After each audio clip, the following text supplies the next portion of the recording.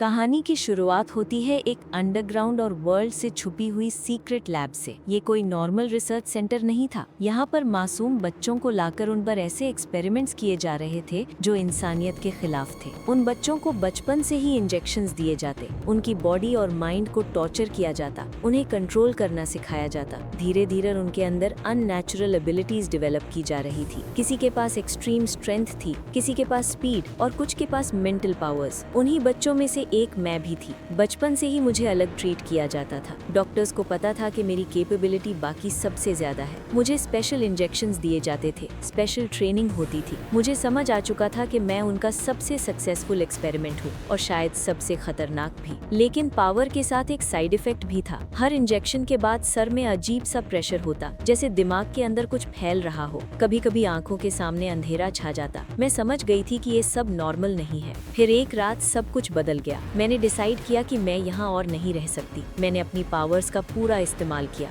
Security system fail कर दिया, guards को बिना छुए दीवारों से टकरा दिया। कुछ लोगों को मैंने इतनी तेजी से मारा कि उन्हें रिएक्ट करने का मौका ही नहीं मिला। लैब के अंदर अफरा तफरी मच गई। जब डॉक्टर बाक मेरे कमरे तक पहुंची तो वहाँ सिर्फ खून था। जमीन पर लाशें पड़ी थी। कुछ बच्चे अभी जिंदा थे, लेकिन डॉक्टर बाक ने भी उन्हें जिंदा नहीं छोड़ा। उसने ऑर्डर दिया कि सबको गोली मार दी जाए। उसके लिए इमोशंस का कोई मतलब नहीं था। नोबल मैन, जो उनका स्ट्रॉन्गेस्ट सब्जेक्ट था, मुझे रोकने आया। वो कॉन्फिडेंट था कि वो मुझे कंट्रोल कर लेगा, लेकिन मैं उससे भी ज्यादा पावरफुल निकली। मैंने उसे इतनी बुरी तरह जख्मी किया कि वो खुद अपनी जान बचाकर भागा। लैब वालों ने अज्यूम कर लिया कि उनकी स्पेशल मेडिसिन के बिना मैं जिंदा नहीं रह सकती, इसलिए हेडक्वार्टर को झूठी रिपोर्ट भेज दी गई कि मैं मर चुकी हूँ। लेकिन किस्मत ने मुझे दूसरा मौका दिया। सुबह एक गाँव के किसान ने मुझे अपने खेत के पास बेहोश देखा। मेरा जिस्म जख्मों से भरा हुआ था। वो मुझे हॉस्पिटल ले गया। डॉक्टर ने बताया कि सर पर गहरी चोट लगी है और मेरी याददाश्त चली गई है। शायद शॉक की वजह से मेरा दिमाग कुछ यादें ब्लॉक कर चुका था, या शायद मैं खुद उन्हें दबा चुकी थी। मिस्टर ली और उनकी बीवी की कोई औलाद नहीं थी। उन्होंने मुझे अपना लिया। मुझे पहली बार महसूस हुआ कि मैं किसी के लिए सिर्फ एक एक्सपेरिमेंट नहीं, बल्कि बेटी हूँ। उन्होंने मुझे प्यार दिया, स्कूल भेजा, नॉर्मल जिंदगी दी।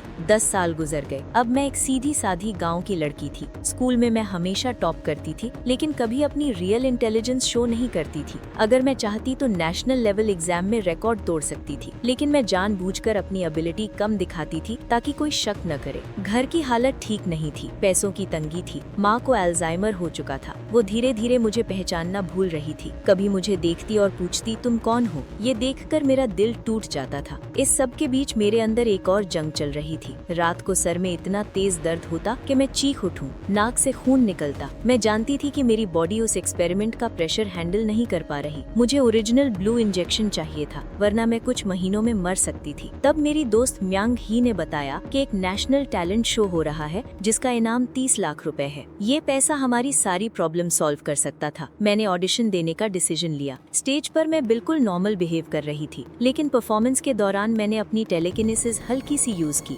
माइक्रोफोन धीरे से हवा में उठ गया। ऑडियंस ने सोचा ये कोई मैजिक ट्रिक है। जजेस इम्प्रेस हो गए। मेरा सिलेक्शन हो गया, लेकिन ये सब मेरी प्लानिंग का पार्ट था। मुझे पता था कि टीवी पर आने के बाद वो लोग मुझे नोटिस करेंगे। मुझे उन तक पहुंचने का शॉर्टकट चाहिए था। डॉक्टर बाक ने जैसे ही मेरा ऑडिशन देखा, वो समझ गई कि मैं जिंदा हूँ। उसने मिस्टर चॉय को भेज दिया। नोबल मैन को भी एक्टिवेट कर दिया गया। ट्रेन में हल्की रोशनी थी, सिर्फ ओवरहेड बल्ब्स की, जो कभी कभी फ्लिकर कर रही थी। हर एक शैडो और रिफ्लेक्शन नोबल मैन की आंखों में और ज्यादा खौफनाक लग रहा था। वो फिर मेरे सामने खड़ा हुआ, सीधा आंखों में देखकर बोला, तुम मुझे भूल नहीं सकती। उसकी आवाज में सर्द ठंडक थी, पर अंदर एक आग का झोंका भी था जो सिर्फ मेरे लिए जल रहा था। मैंने अपने इमोशंस को मास्क किया, लेकिन हर नर्व मेरे बॉडी में टॉट थी। ट्रेन की हल्की धड़कन, ट्रैक्स की रिदमिक थपथपाहट और दूर से आवाज आती इंजन्स की, सब एक ईरी टेंशन क्रिएट कर रहे थे। जाते वक्त एक शख्स सिर्फ नोबल मैन के गुस्से का टारगेट बना। उसने बिना सोचे समझे एक आदमी को ट्रेन से नीचे धक्का दे दिया। वो आदमी हवा में उछलकर नीचे गिरते ही चीख रहा था और एक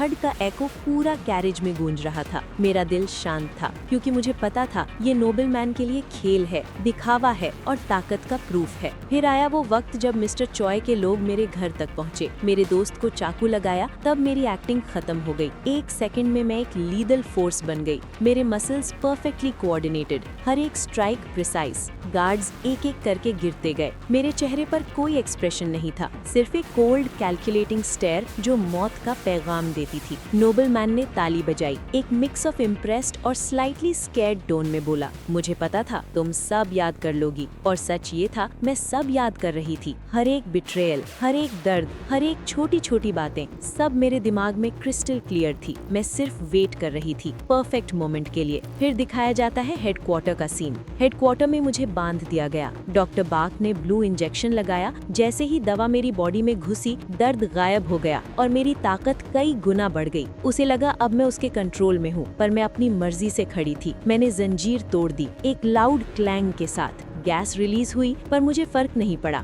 हर गार्ड एक एक करके गिरता गया। एक की चीख, दूसरे का थर्ड, और सबका ब्लड और स्वेट हॉल में मिक्स हो रहा था। कंट्रोल रूम में पहुंचकर मैंने डॉक्टर बाक को गोली मार दी। नोबलमैन अपनी पूरी ताकत लगाता रहा, पर वो मेरे सामने कमजोर था। मैं उसको नीचे गिराकर बार बार मारा। हर स्ट्राइक का एको हॉल में गूंज रहा था। मेरे हाथ और पैर एक डेडली रिदम में काम कर रहे थे, जैसे मैं एक ह्यूमन वेपन बन चुकी हूँ। आखिर में मिस्टर चॉय भी खत्म हो गया। नोबलमैन जमीन पर लथपथ पड़ा। उसकी आंखों में डर, हैरानी और थोड़ी रिस्पेक्ट थी। हमें ऐसे बनाया गया है कि हम चैन से मर भी नहीं सकते, उसने कहा। मैंने उसकी आंखों में देखा और फिर एक फाइनल ब्लो दिया। खून में लथपथ नोबलमैन जमीन पर गिर गया। आफ्टरमैथ और फैमिली सीन। मैं सारी जरूरी दवा लेकर वहाँ से निकल गई। घर लौटकर माँ को हॉस्पिटल में देखा। वो आखिरी स्टेज में थी। वालिद ने कहा, कभी कभी दर्द से आजादी ही बेहतर होती है। मैंने उन्हें दवा दी, कुछ महीने और जिंदगी के लिए। 3 महीने बाद मैं डॉक्टर बाक की जुड़वा बहन आयरीन के पास पहुँची। मुझे परमानेंट क्योर चाहिए था। वो मुझसे डर गई, पर डर के बावजूद उसने 20 महीने की सप्लाई दे दी। अब मेरे पास वक्त है, पर एक सवाल हमेशा रहेगा, क्या मैं कभी नॉर्मल जिंदगी जी पाऊंगी, या मैं हमेशा एक वेपन ही रहूंगी? और इसी सस्पेंस के साथ कहानी यहीं पॉज होती है। अगर आप पार्ट 2 चाहते हो तो कमेंट में जरूर लिखना।